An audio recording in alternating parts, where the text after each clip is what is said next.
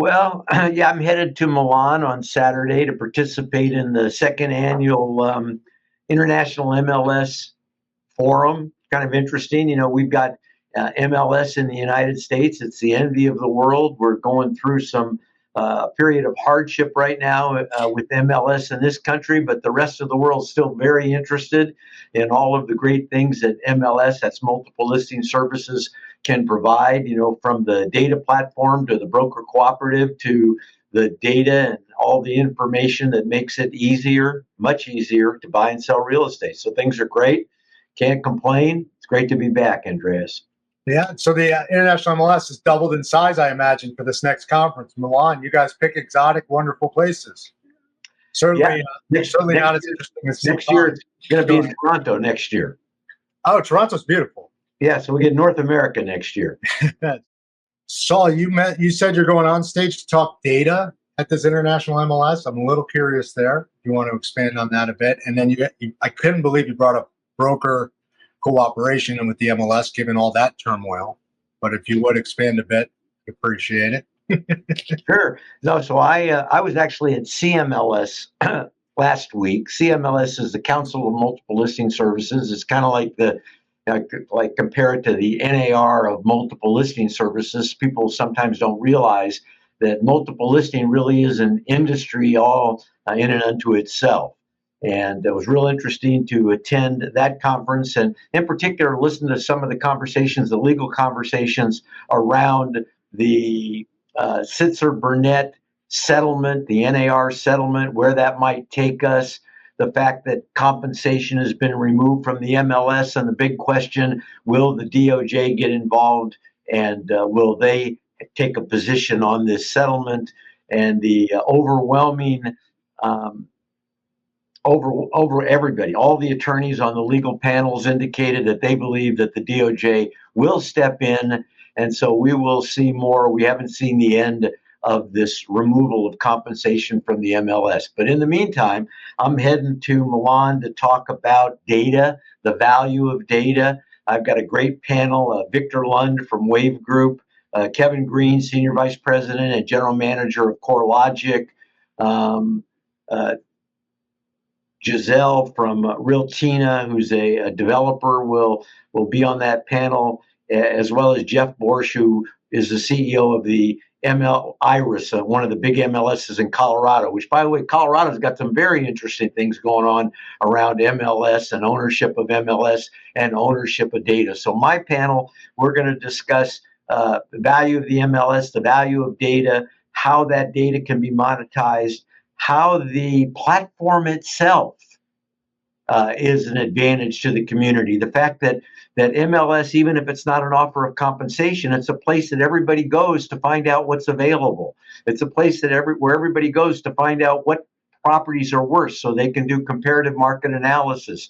So there's huge value in MLS. And the one thing that people in the industry haven't really been able to do, they've made attempts over the years, but it's really to monetize data in a big way. And in particular, to look at ways to get a national footprint to bring some of this really valuable data that can be captured within a multiple listing service to the capital markets, and how we can monetize around that, and how maybe we can even flip the model of MLS at some point in time. Because if you think about it, providing data, providing information and content to the internet, content providers are rewarded for that. They get paid. Unless you sell real estate, then you pay to have your content on the internet. And there's something wrong with that model where entities can take data from an MLS and can turn it into billion-dollar companies. And that's because the small mom and pop broker pay the same as the big giant broker. And that's because in the past, we've never been able to actually charge for data based on data consumption. But it looks like we're getting very close to being able to measure, to tag, to begin to charge people who receive our data based on that data consumption. And that's going to be a game changer, I think. So lots of great things to talk about. So I am curious on that data standardization front, internationally, nationally, interoperability. Speaking to Becca's point about all these outlets, given that CoStar is going into the residential business, is the MLS going to become more commercial? Can I ask that question? Dare I ask that question? Yeah, you can ask that question. So, of course, we know that CoStar is a big commercial player, and they would love to be in the residential space. As a matter of fact, they spend a lot of money on Homes.com. And so, if Just you a watch little. Yeah. television at all, you see what's the guy's name? I don't know, Jeff Silverstein or something like that. Jurassic Park. Right. Yeah. Right. So they're just Homes.com spending just a ton of money around this idea of, the home and the community and what's going on in the community. So they're doing their very best. And at the same time, where do you think Homes.com gets the data for their website? Homes.com being owned by CoStar. They get it from the multiple listing services. So us brokers. Yeah, which comes from the brokers, right? So the brokers have to go out and they get that data, and they have to be in business. They have to spend money being in business, and then they have to pay to join the MLS. And then the MLS then distributes that data, and then companies like CoStar or Homes.com, they make trillions of dollars, make it billions. Someday they'll be in the trillion range on this data, on the backs of the real estate brokers and agents who I always say work for free, work for free, work for free, work for free, close a deal. And so, is it even right? Is it even fair that we, as an MLS, will distribute our data to a broker or a giant entity that just happens to have a broker's license, because that's the way they get that data, for the same cost? And in my mind, it's not fair. And so, what we really need to do is we need to say, if you're we need to be able to, as an MLS, charge you for the data based on your consumption. And so if we can actually meter the amount of use, we should then charge for the amount of use. And if you're mom and pop brokerage firm and you're only attracting a few eyeballs, but if you're a giant brokerage firm and you're attracting 50 million eyeballs a month, then you ought to pay for that. And so we're actually looking at technology, Andreas, I'm sure you'd love it, that would allow us to meter and bill based on consumption. Now, the technology, people say, well, the technology's been the hard part. Yeah, the technology's been the hard part up to this point, but now that we got the technology, I'll tell you, the hard part's going to be to go out and socialize this idea. Well, right? But that's a one-side meter and bill the brokers for how many visits they get, which is a marketing question, cost of acquisition, cost of visits, right? I want to flip that over. What about metering and paying the brokers for the amount of data they input in real time? Because real-time data in real estate's 30 days, except for that's a great thought. No, that's a great thought. But first, you have to generate revenue from that content so you can turn around and pay brokers. And so part of this has to be, where'd you go, Andreas?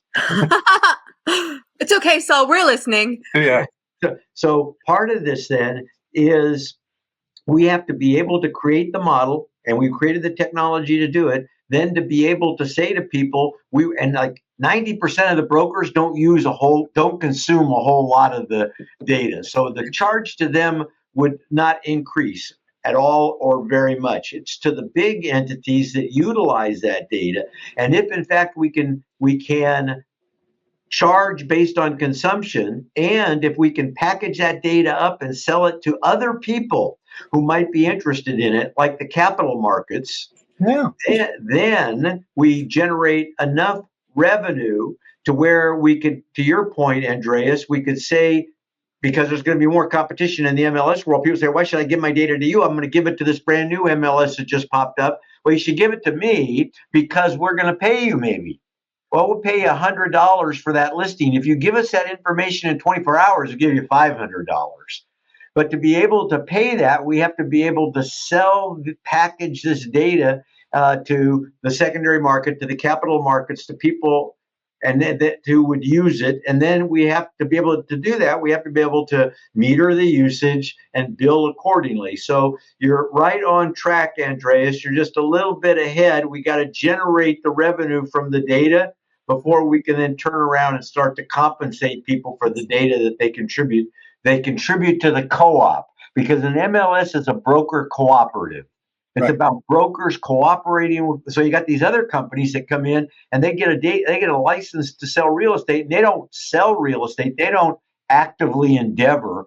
They get a license just so they can receive the data, and then they take it and put it on a website, get a lot of eyeballs, sell the leads back, And that's not really a fair model to people that list and sell real estate that are members of the co-op. So wouldn't it be great to kind of change that model? And so there are a number of people that are working on that. Well, and it is changing, at least commercially it's changing, and it's changing by way of the fact that commercial brokers are guarded, right? They're being more guarded with what they say and what they put up online, with some exceptions I can't say publicly, but like listings that are no longer available, right? They're just billboards at this point. They're up and they're sitting there.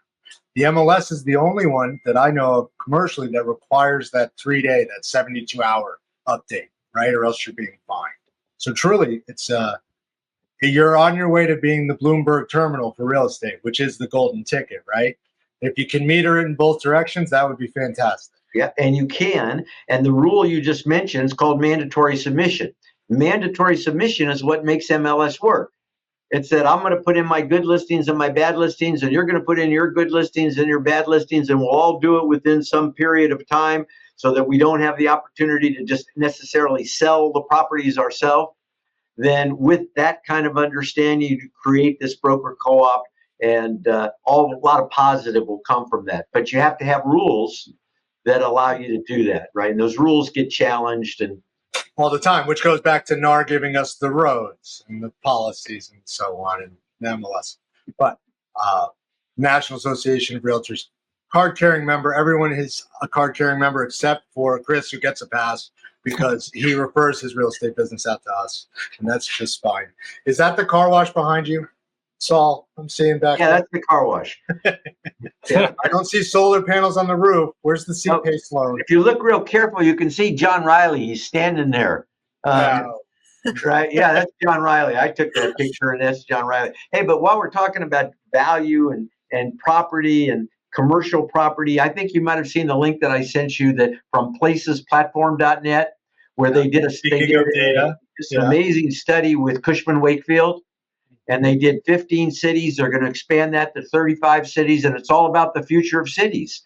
And it's all about how much revenue gets derived from a certain geographic area. What's the proper mix of residential, office, industrial to maximize the benefit? How can the cities make more money? How can they turn around and use that in a socially responsible way? So if you haven't looked at that study, it's fascinating. Saul, what is the biggest tip you're going to give to our audience, Saul, and you can channel your channel your partner back there at the car wash, John Riley. I'll add to what Becca says, and that is we used to call it ARPU, average revenue per user, right? What's your ARPU? How can you maximize the customer base that you already have? How can you capitalize on probably one of your greatest assets, which is trust? And that comes, Becky, you talk about being able to offer more products, offer more services. The world is changing. And I'll probably say this again next month, that it is getting towards the end of the year. This is the time to begin to think about 2025.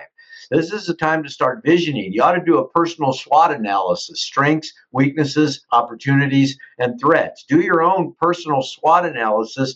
Where do you want to be at the end of 2025? You don't need to wait till December to start to think about that. Start to think about it now. Step out into the future, look back to the present, and figure out the things that you've got to do to get to where you want to be. So really important to have a vision of where you want to be at the end of 2025. Where do you want to be at the end of 2027? Where are the end, right? So think about this, looking out, vision. That won't come all at once. Maximize your strengths, minimize your weaknesses, maximize the opportunities, minimize the threats, and you'll have a great 2025.